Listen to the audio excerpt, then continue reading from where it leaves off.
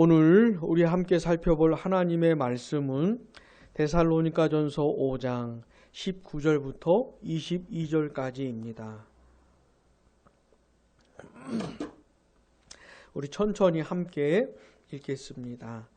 성령을 소멸하지 말며 예언을 멸시하지 말고 범사에 헤아려 좋은 것을 취하고 악은 어떤 모양이라도 버리라. 아멘.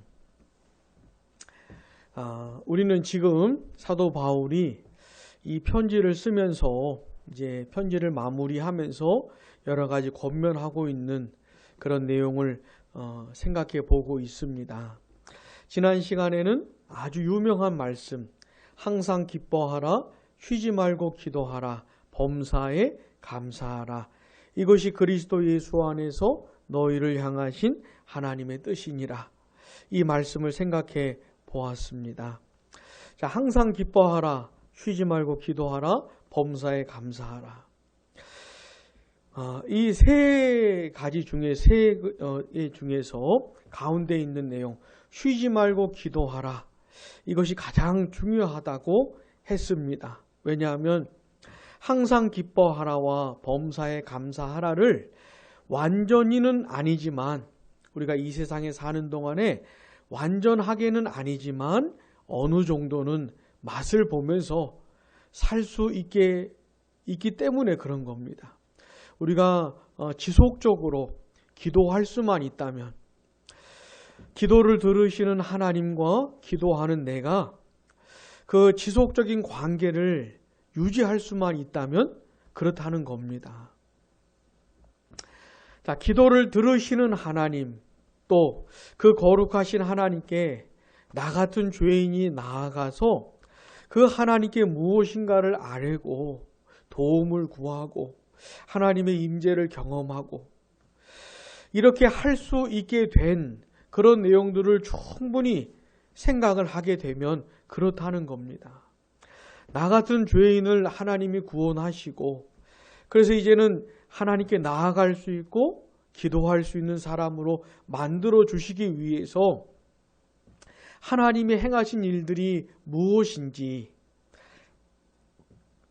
그리고 그렇게 하시면서 하나님이 나에게 베푸신 은혜와 사랑이 뭔지, 또 내가 그 은혜를 따라서 하나님께 나아갈 수 있게 되었다는 것, 이런 내용들을 충분히 생각을 하고 그 하나님께서 나를 돌보아 주시고 버리지 않으시고 품어주시고 함께 해주시는 그런 내용들을 생각할 때에 항상 기뻐하고 범사에 감사할 수, 완전하게는 아니지만 어느 정도는 우리가 그래도 맛보며 살 수 있다고 했습니다.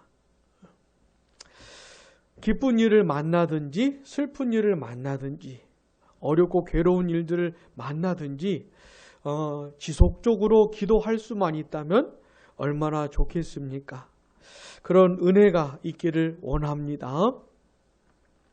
오늘은 계속해서 이어지는 짧은 그 권면, 짧은 명령들을 좀 생각해 보려고 합니다.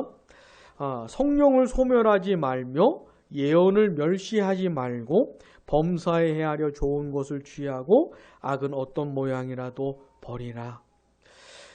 이 내용들은 우리가 이 세상에서 신앙생활 할 때에 반드시 기억해야 하는, 그리고 이 내용을 따라서 신앙생활 해야 하는 것들인데, 오늘 한 가지 좀 살펴보도록 하겠습니다.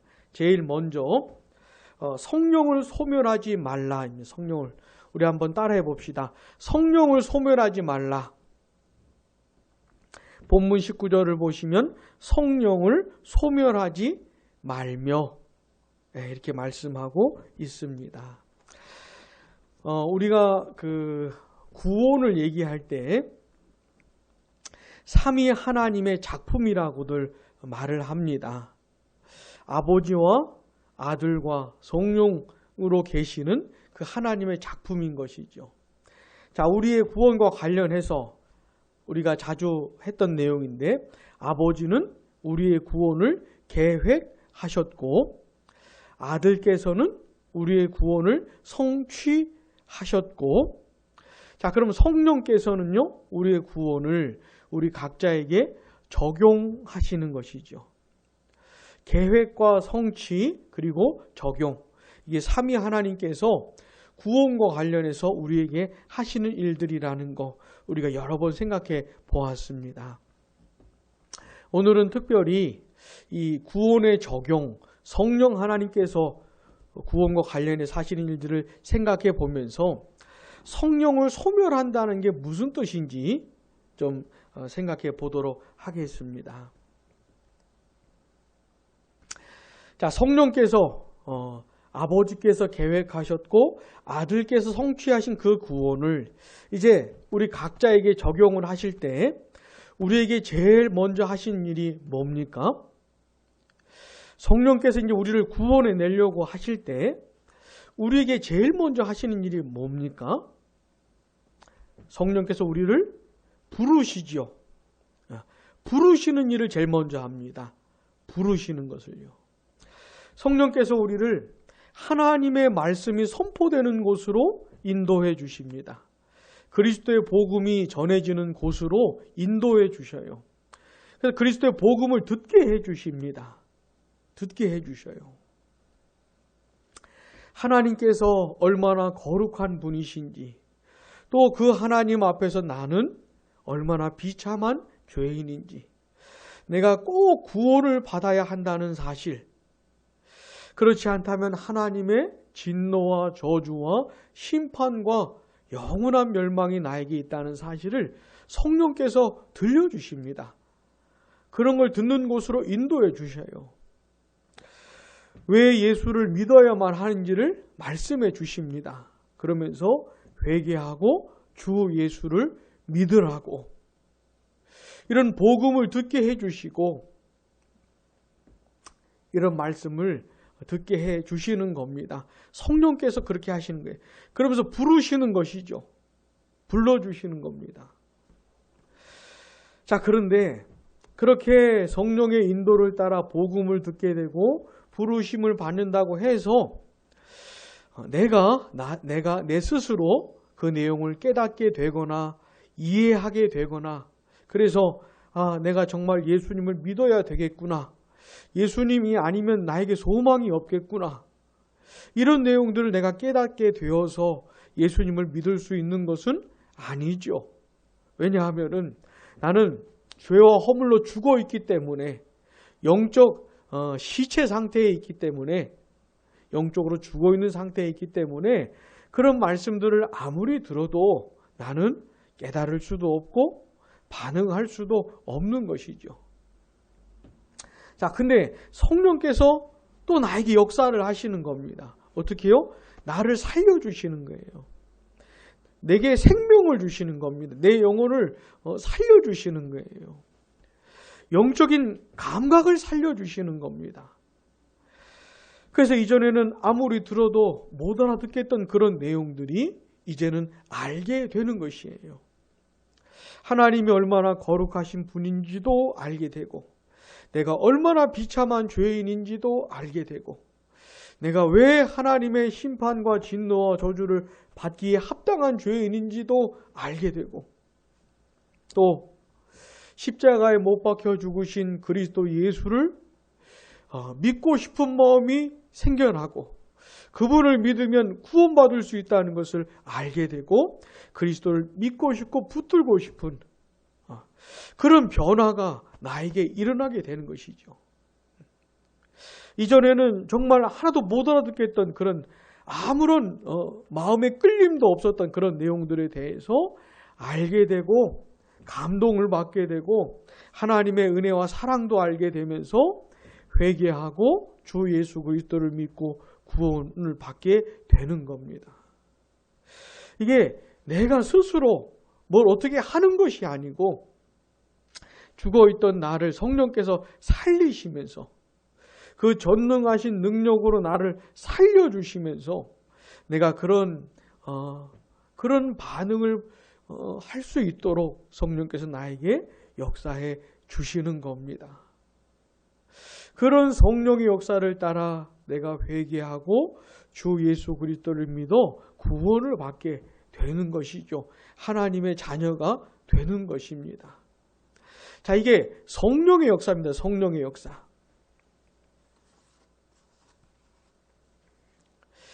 자, 그런데 그렇게 성령의 역사를 따라 예수 그리스도를 믿을 때 그 성령을 선물로 받습니다. 성령 하나님을 선물로 받아요. 회개하고 주 예수 그리스도를 믿을 때 성령을 선물로 받습니다. 그걸 우리는 성령 세례라고 말을 하지요. 그렇게 성령 세례를 받으면서 성령을 주시면서 너는 이제 구원받은 하나님의 자녀야. 너는 너의 모든 죄를 용서받았고 의롭다함을 받았고 이젠 거룩한 하나님의 백성이 되었어 라고 하는 것을 확증시켜 주시는 겁니다. 성령을 선물로 주시면서. 갈라디아서 3장 2절에 보시면 내가 너희에게서 다만 이것을 알려 하노니 너희가 성령을 받은 것이 율법의 행위로냐 혹은 듣고 믿음으로냐. 복음을 듣고 주 예수 그리스도를 믿어서 성령을 받았다는 것이죠. 성령을 받았다는 것이죠. 자, 그렇게 성령 세례를 받은 사람들, 성령을 선물로 받은 사람들은 이제 성령께서 그 안에 거하시는 겁니다. 그의 안에 사시는 것이죠. 우리는 그것을 성령의 내주라고 합니다. 성령의 내주. 고린도전서 3장 16절에 보시면 너희는 너희가 하나님의 성전인 것과 하나님의 성령이 너희 안에 계시는 것을 알지 못하느냐. 예수를 믿고 구원받은 사람들 안에 성령께서 거하신다는 겁니다. 사신다는 거예요. 그래서 우리의 이 몸이 하나님의 성전이라는 겁니다. 성령 하나님께서 내 안에 사시기 때문에 이 몸 안에 사시기 때문에 내 몸이 하나님의 성전이라고 말씀하고 있는 겁니다. 자, 그렇다면 내 안에 오신 성령께서 언제까지 계실까요? 언제까지 계시는 걸까요? 그 성령께서는 영원토록 내 안에 계십니다. 요한복음 14장 16절에서 17절 보시면은 내가 아버지께 구하겠으니 그가 또 다른 보혜사를 너희에게 주사 영원토록 너희와 함께 있게 하리니 그는 진리의 영이라. 그러나 너희는 그를 아나니 그는 너희와 함께 거하심이요 또 너희 속에 계시겠습니다. 요한복음 14장 16절에서 17절을 보니까 또 다른 보혜사, 성령 하나님을 말하는 겁니다. 나중에 오순절에 강림하실 그 보혜사 성령을 가리키는 것인데, 자, 그 성령께서 영원토록 우리와 함께 있게 하실 거라는 겁니다. 그러니까 예수를 믿음으로 성령의 선물을 받는데 성령께서 내 안에 사시는데 영원토록 내 안에 사시는 거예요. 예수를 믿어 구원받은 사람들에게 성령께서 오시는데 이 성령께서 나가시거나 그렇게 하는 것이 아니고 영원토록 여기 안에 거하신다는, 내 안에 사신다는 것이에요. 자, 여기까지의 내용을 생각을 해보면은 데살로니가전서 5장의 19절에 나오는 말씀, 성령을 소멸하지 말라고 하는 것은 성령께서 사라진다는 말이 아닌 것이죠. 그렇게 이해를 하면 안 됩니다. 내 안에 오신 성령께서 나가시거나 사라지거나 하는 것이 아니고 성령께서 내 안에 사시면서 역사를 하시거든요. 감동하시고 감화하시고 뭔가를 깨우쳐 주시고 하나님이 원하신 게 뭔지 가르쳐 주시고 도전하시고 하나님께서 바라시는 삶이 뭔지 이런 것들을 알게 해주시고 그렇게 또 살고 싶은 마음도 주시고 이런 게 성령의 역사인데 이런 성령의 역사가 꺼진다는 말입니다. 이 소멸한다는 말이 마치 불이 꺼지듯이 꺼지는 걸 말하는 건데 그런 성령의 역사가 사라지는 걸 말하는 것이에요. 자, 요거는 가능한 겁니다.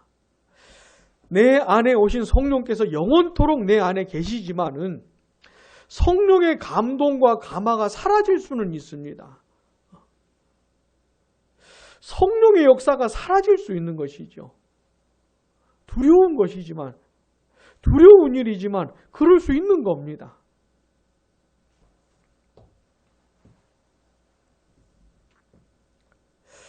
성령의 감동과 감화가 없는 것이죠.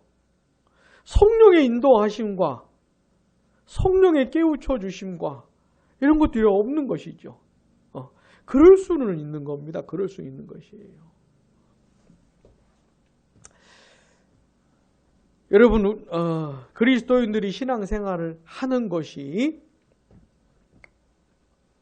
물론 성경을 읽기도 하고 성경의 내용을 묵상하기도 하고 기도하기도 하고 뭐 이렇게 하지만 성령의 역사를 따라 진행되어야 하는 것이에요.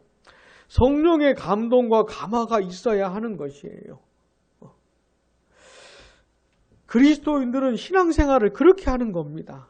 성경을 읽을 때, 기도할 때 성령께서 역사해 주시고 어떤 상황에 놓여졌을 때 어찌할 바를 몰라 할 때 성령께서 뭔가를 밝혀주시고 알게 해주시고 길을 내주시고 교훈해 주시고 이런 성령의 역사를 따라 살아가는 것이에요. 이게 그리스도인들의 삶인 겁니다. 그러니까 굉장히 중요한 것이죠.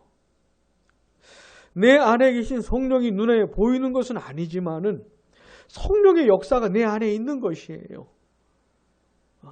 생생하면 생생할수록 더 좋지요. 세밀하면 세밀할수록 더 좋지요. 지금 바울은 데살로니가 성도들에게 그런 성령의 감동과 감화 그런 것들을 소멸하지 말라는 것이에요. 소멸하지 말라는 겁니다. 여러분, 그러면 어떻게 하면 성령의 감동과 감화가 소멸될까요? 어떻게 하면 성령의 역사가 사라지게 되는 것일까요? 내 안에 성령께서 감동, 감화하실 때 그것을 따라가야 됩니다. 그것에 순종을 해야 돼요. 내 안에 성령의 역사가 있을 때 그것에 집중해야 되는 겁니다. 하나님의 말씀을 읽고 싶은 마음이 들 때, 하나님의 말씀에 집중하고 싶은 마음이 들 때, 하나님께 기도하고 싶은 마음이 들 때 기도해야 되는 것이에요. 하나님의 말씀을 가까이 해야 되는 겁니다. 어떤 영혼을 사랑으로 섬기고 싶은 마음이 생길 때, 어떤 영혼을 위해서 정말 간절히 기도하고 싶은 마음이 생길 때 그런 성령의 감동과 감화를 따라서 순종해야 되는 겁니다.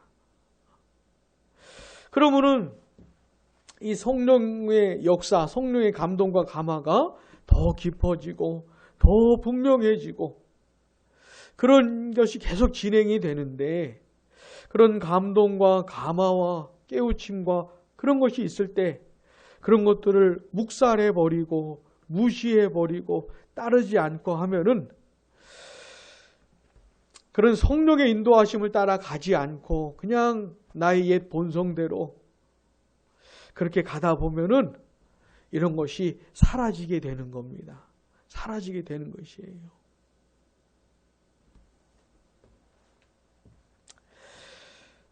성령의 욕구, 성령의 소욕, 성령의 감동과 감화 이것을 굉장히 중요한 겁니다. 민감하게 대해야 하는 것이죠.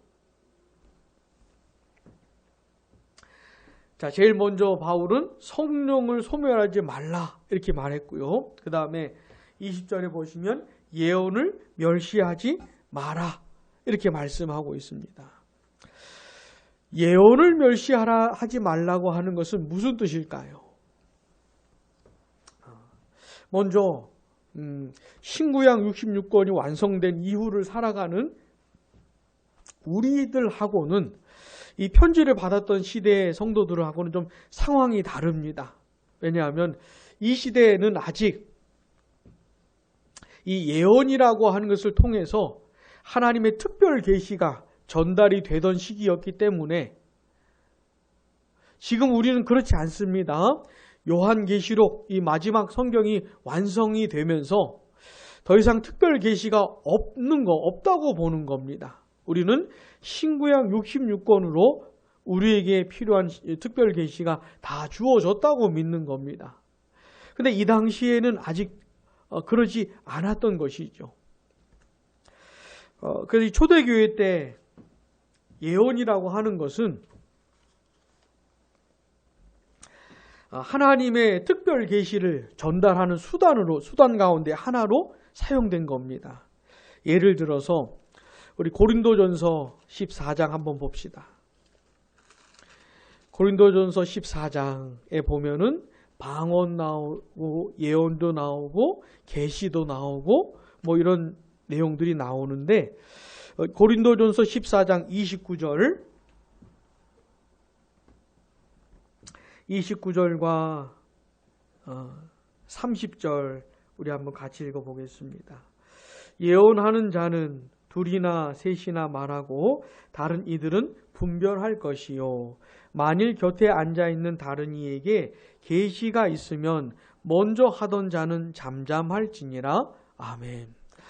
이 고린도 교회 성도들이 모임을 가질 때 지금 우리들하고는 좀 달랐던 것 같아요. 상황이. 어떤 사람들이 모임 가운데 예언을 하기도 했던 것으로 보입니다.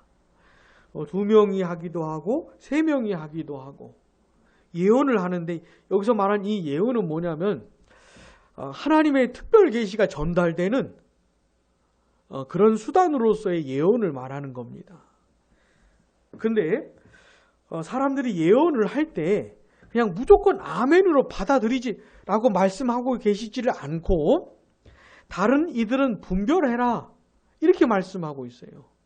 마치 이 당시 모든 예언이 다 의심 없이 하나님의 특별 계시로 받을 만한 그런 건 아니라는 걸 말씀해 주고 있는 것이죠. 듣는 사람들이 분별을 해야 될 필요가 있다는 것이죠. 분별을 해야 될 필요가 있다는 것이죠. 자, 그런데 30절에 보시면은 이렇게 2명 또는 3명이 예언을 하기도 하고 다른 사람들은 분별을 하기도 하다가 다른 이에게 계시가 있으면 먼저 하던 자는 잠잠해라. 계시가 만약에 누구에게 계시가 있다면 그러니까 이미 주어진 계시죠. 있다면은 예언을 하던 자들은 조용히 해라고 하는 것이에요. 그러니까 예언의 권위보다는 계시의 권위를 더 우위에 두고 있는 것을 볼 수가 있는 것이죠. 예언보다는 계시. 그 계시에 대해서는 다른 사람들에게 분별해라 이런 말씀을 하진 않습니다. 계시는 100% 아멘으로 받아들이면 되는 것이에요. 받아야 하는 것이고 계시에 대해서 분별하라는 말씀을 안 해요. 근데 예언에 대해서는 분별을 하라고 말씀을 하고 있는 겁니다. 그러니까 계시보다는 예언의 권위가 떨어지는 것이죠. 심지어 잘못된 메시지를 전달할 수도 있는, 그래서 분별을 하라고 하고 있는 겁니다. 또 이 당시 예언은 구약 성경을 예언이라고 표현을 하기도 합니다. 우리 베드로 후서 1장 가보겠습니다.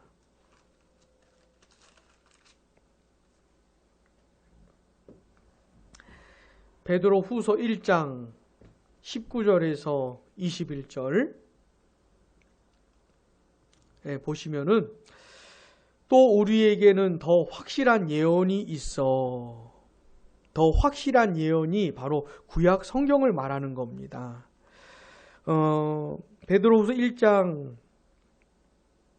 16절부터 18절까지 내용이 뭐냐면 사도 베드로가 변화산에서 예수님을 만났잖아요. 변화된 예수님을 보았지 않습니까? 그 예수 그리스도의 능력, 예수 그리스도의 그 너무너무 놀랍게 변화된 그 모습을 베드로가 직접 눈으로 봤거든요. 그러면서 그 베드로가 예수 그리스도에 대해서 증언을 하는 겁니다. 자, 그러니 얼마나 확실하겠어요. 사도 베드로가 직접 자기 두 눈으로 봤으니 그 예수 그리스도를 증언할 때 얼마나 확실하겠습니까? 근데 베드로의 경험보다도 더 확실한 예언이 있다는 겁니다. 그리스도에 대해서.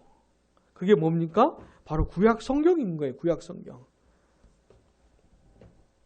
자, 20절도 보시면 먼저 알 것은 성경의 모든 예언은 사사로이 풀 것이 아니니 예언은 언제든지 사람의 뜻으로 낸 것이 아니요 오직 성령의 감동하심을 받은 사람들이 하나님께 받아 말한 것입니다.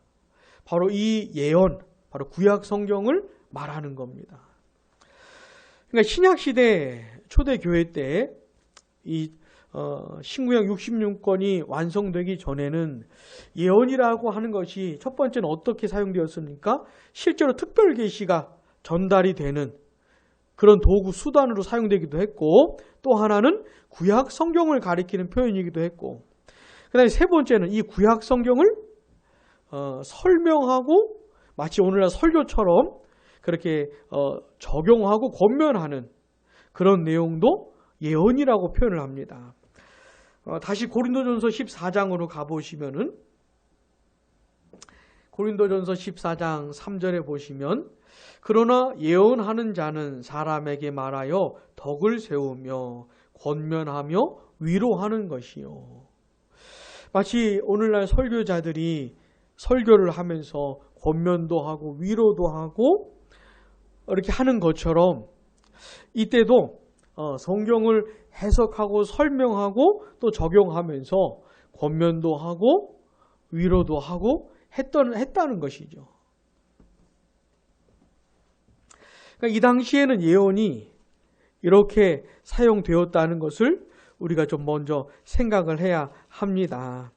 그러면서 예언을 멸시하지 말라고 하는 내용을 우리가 생각을 해야 하는 것이죠. 그러니까 예언이라고 하는 게 뭐냐면 하나님의 계시, 하나님의 말씀이 전달되는 수단이었던 겁니다. 하나님의 뜻이 뭔지, 하나님이 원하시는 게 뭔지, 이런 게 하나님의 백성들에게 전달되었던 수단이었기 때문에 이 당시 성도들은 예언을 통해서 하나님을 알아갔고 하나님의 뜻을 배웠고 하나님의 말씀을 들었고 그렇게 살아갔던 것이거든요. 그러니 예언이라고 하는 것이 얼마나 중요했겠습니까? 이것을 멸시하지 말라는 거예요. 업신여기지 말라는 겁니다. 귀하게 여기라는 것이에요. 하나님의 말씀을 들을 수 있는 수단이었기 때문에 소중히 여기라고 하는 겁니다. 자, 그러나 신구약 66권이 완성된 이후를 살아가는 우리들에게는 이 내용이 좀 다르게 적용이 돼야 하겠죠. 자, 우리는 일단 신구약 66권을 소중히 여겨야 됩니다. 창세기부터 요한계시록까지의 말씀을 소중히 여겨야 돼요. 이 말씀을 부지런히 읽고 깊이 묵상하고 열심히 배워야 하는 겁니다.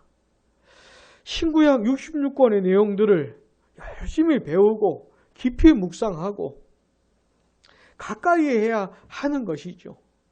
그러면서 점점 더 성경에 대한 이해, 성경을 이해할 수 있는 능력, 성경의 본문을 해석할 수 있는 능력, 이런 것들을 키워야 하는 겁니다. 그 실력을 키워야 하는 것이에요. 그러면서 오늘날처럼 정말 목회자도 많고 우리가 인터넷 유튜브만 들어가 봐도 정말로 많은 설교들을 들을 수가 있고 TV를 통해서도 얼마나 많은 설교자들을 접할 수 있는지 모릅니다. 자, 이런 시대에 우리가 특별히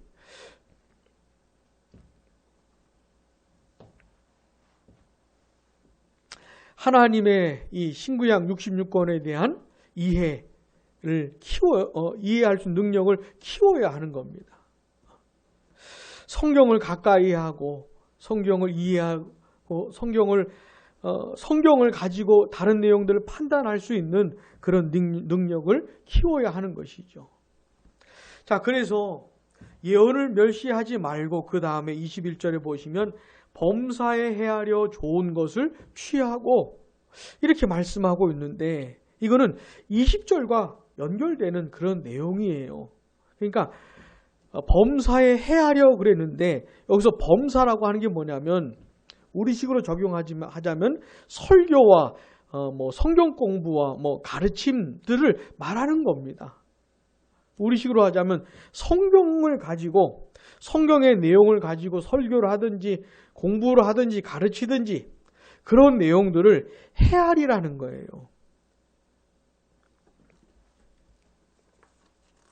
이 헤아려라는 게 어떤 뜻이냐면 요한일서 4장 1절을 보시면 사랑하는 자들아 영을 다 믿지 말고 오직 영들이 하나님께 속하였나 분별하라. 많은 거짓 선지자가 세상에 나왔습니다. 아멘. 많은 거짓 선지자들이 세상에 나와서 활동하고 있기 때문에 분별하라고 하는 겁니다. 분별하라고 하는 것이에요.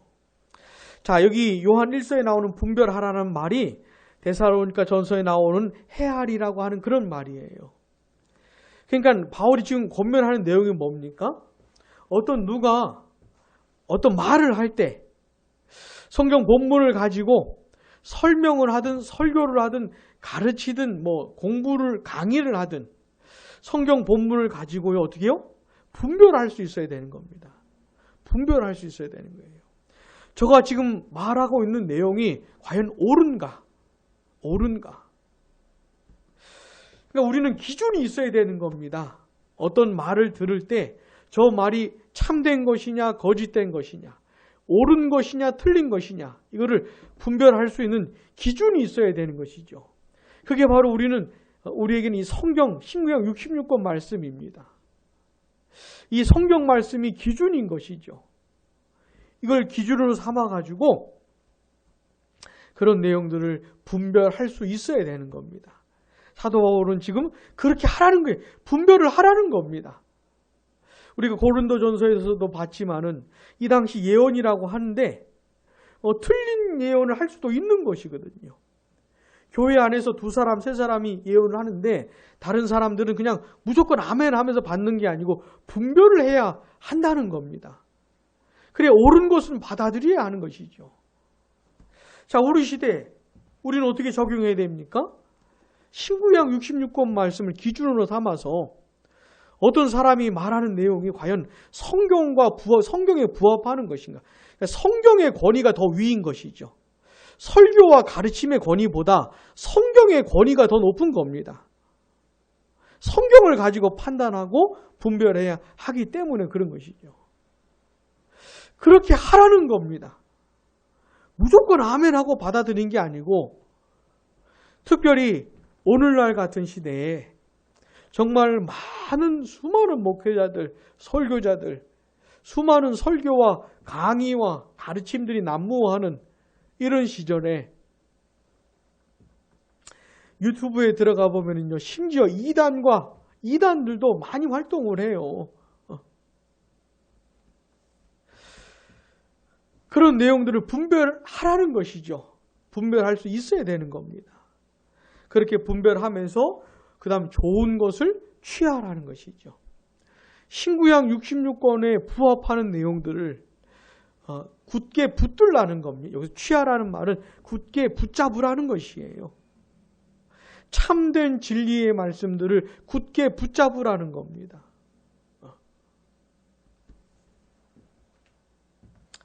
그리고 그렇게 예언을 멸시하지 않다 보면 하나님의 진리의 말씀을 귀하게 여기다 보면은 그렇게 말씀을 배우고 듣고 하다 보면은 분별력이 생겨요. 분별력이 생기기 때문에 그 분별력을 따라 분별하면서 하나님의 진리의 말씀과 부합되는 것들은 굳게 붙들고 그 다음에요. 22절에 보시면 악은 어떤 모양이라도 버리라. 악에 대한 분별력도 생기는 거예요.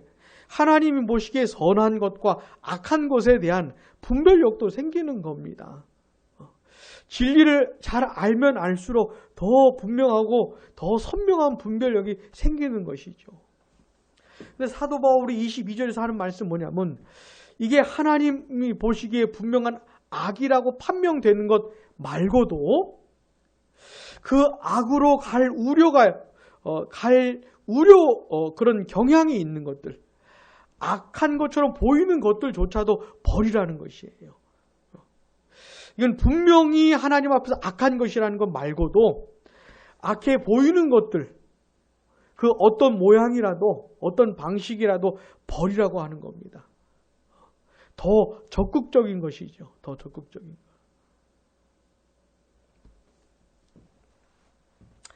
사랑하는 여러분, 오늘 우리는 사도 바울이 데살로니가 성도들에게 했던 이 아주 짤막짤막한 명령들, 권면들을 생각해 보았습니다. 자, 어떤 것이었습니까? 성령을 소멸하지 말며 예언을 멸시하지 말라. 범사에 헤아려 좋은 것을 취하고 악은 어떤 모양이라도 버리라는 것이었지요. 자, 오늘날 신구약 66권이 완성된 이후를 살아가는 우리들은 이런 내용들을 어떻게 적용해야 될까요? 어떻게 적용해야 될까요? 따라해 봅시다. 성령과 성경을 귀하게 여기라. 다시요. 성령과 성경을 귀하게 여기라. 자, 누구든지 진짜 그리스도 예수를 믿은 사람에게는 성령께서 오셨습니다. 영원히 떠나질 않으세요. 그러면서 내 안에 성령께서 활동을 하시는 겁니다. 역사를 하세요. 근데 모든 성도들에게 똑같이 역사하시는 건 아니에요. 어떤 성도들에게는 성령의 감동과 감화가 충만하기도 하고 성령의 위로와 격려가 가득하기도 하고 성령께서 깨우쳐 주시고 가르쳐 주신 이런 것들이 활발하기도 하고 어떤 성도들에게는 없는 사람도 있는 것이죠. 마치 불이 꺼지듯이 꺼져버린 사람들도 있는 겁니다. 황폐해진 것이죠. 성령의 감동과 감화가 별로 없는 것이에요. 아주 심각한 것이죠. 불신자는 아닙니다. 불신자는 아니지만은 불신자처럼 살고 있는 것이에요. 아주 비참하게 살고 있는 겁니다. 그리스도인들이 이런 걸 누릴 수가 있거든요. 이게 하나님 베푸신 은혜입니다. 예수 믿고 구원받은 사람이 이 세상에서 외롭지 않게, 고독하지 않게, 홀로 살아가지 않고 성령을 주셔서 성령께서 함께 해주시는 은혜를 누리게 해주시는 거예요. 그러면서 성령께서 자꾸 가르쳐 주시는 겁니다. 하나님이 원하시는 게 뭔지, 하나님이 나에게 바라시는 게 뭔지, 직장에서, 교회에서, 가정에서, 학교에서 내가 어떻게 살기를 원하시는지 성령께서 자꾸 가르쳐 주셔요. 이 성령의 감동과 감화를 귀하게 여겨야 됩니다. 귀하게 여겨야 돼요. 그러면서 그 성령의 인도하심을 따라 살아가도록 애를 써야 되는 겁니다. 하나님, 성령의 감동과 감화를 따라 내가 살아갈 수 있도록 도와주시라고. 저 영혼을 위해서 기도하라고 하시는데 내가 기도할 수 있도록 도와주시라고. 저 영혼을 더 사랑으로 돌보라고 가르쳐 내게 감동하시는데 내가 순종할 수 있도록 도와주시라고. 내가 시간을 내어서 성경을 읽고 기도하라고 그런 감동을 주시는데 내가 그렇게 따라서 할 수 있도록 도와주시라고. 이렇게 기도하면서 몸부림쳐야 하는 것이죠. 자, 그런 성령의 감동과 감화를 따라서 성령의 이끄심을 따라서 순종하면서 살아가야 하는 겁니다. 자, 만약에 그런 감동과 감화가 계속 있는데 계속해서 불순종하면은요, 사라지는 것이죠. 꺼지는 겁니다. 그러니까 너무너무 안타까운 것입니다. 이런 것이 없다면, 내가 예수 그리스도 믿는 사람임에도 불구하고 성령의 역사가 내 안에 없다면은 정말 하나님 앞에서 각성해야 되는 것, 이 마음이 깨져야 되는 것이에요. 오래 묵은 땅을 기경하듯이 갈아엎어야 되는 겁니다. 내 마음을 휘저어야 되는 것이에요. 성경을 읽어도 기도를 해도 별로 감동도 없고 감화도 없고, 예배를 드려도 별로 이렇게 되면은 이 마음이 완악해진 것이에요. 그러니까 크게 각성해야 되는 겁니다. 깨져야 되는 것이에요. 부디 이런 성령의 감동과 감화와 성령의 역사가 우리 안에 이렇게 충만하게, 또 민감하게, 세밀하게 이런 것들이 있게 되기를 원합니다. 또 그렇게 성령께서 이끄실 때 기꺼이 순종하면서 성령을 따라 사는 게 뭔지 이렇게 경험하게 되기를 원합니다. 특별히 성령께서 하시는 일 가운데 하나가 뭐냐면 이 신구약 66권의 말씀을 가르쳐 주시는 거예요. 내 마음에 진리의 빛을 비추어 주시는 겁니다. 성령을 진리의 영이라고 하지 않았습니까? 보혜사 성령께서 나에게 하시는 역사 중에 큰 것이 뭐냐면 이 신구약 66권의 말씀의 내용을 깨닫게 해주시고 우리 마음에 빛을 비추어 주시는 것이죠. 성령께서 이 하나님의 말씀을 사랑하게 해주시는 겁니다. 사모하는 마음을 주시는 것이죠. 내가 성경을 읽고 들을 때 감동을 주시는 것이죠. 이 성경 말씀이 나에게 생명으로 와닿게 해주시는 것이죠. 이게 성령의 역사입니다. 성령의 역사. 자, 성령의 그런 역사가 우리에게 있기를 원합니다. 성령께 나에게 그렇게 역사해달라고 기도하시기 바랍니다.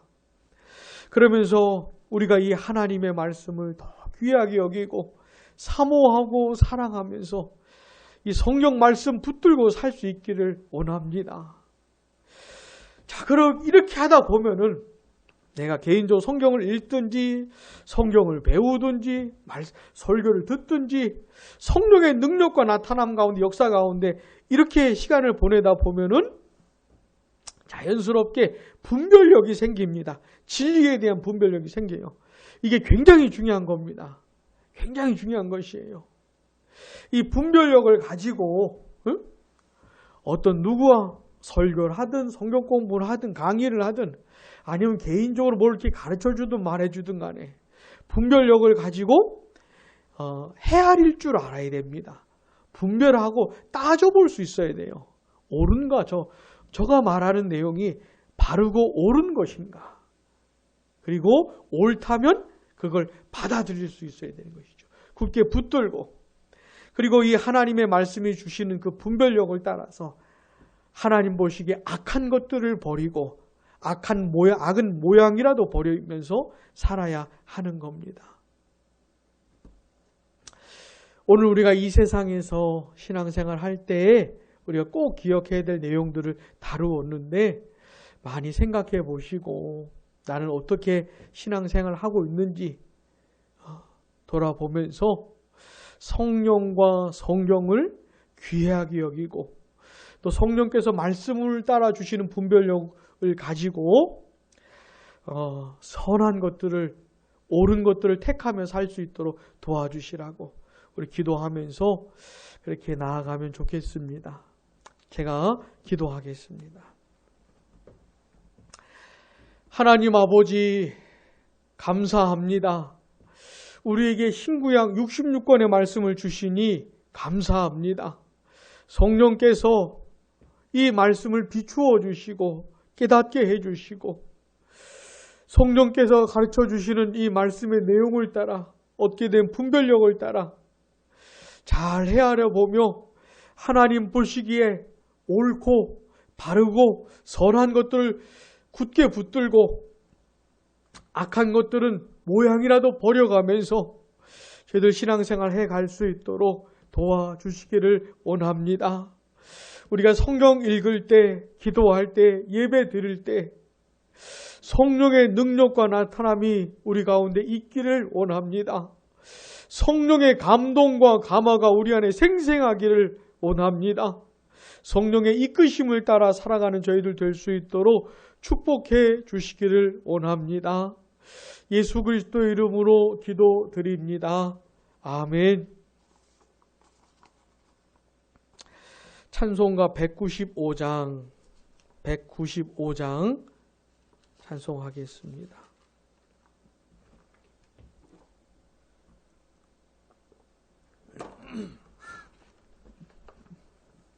성령이여 우리 찬송 부를 때 진심으로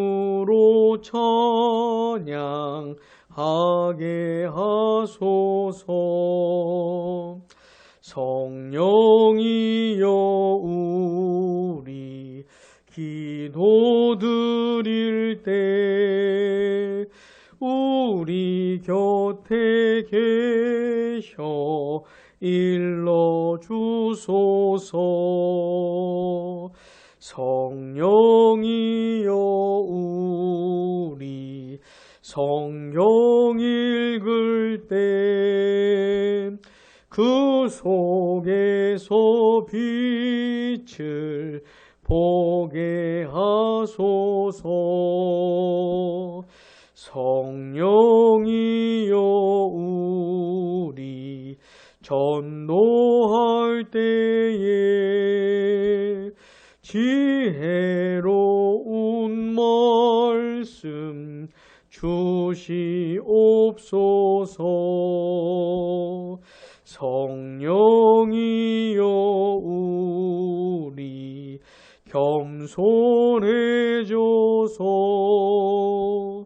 우리 주와 같이 되게 하소서. 아멘.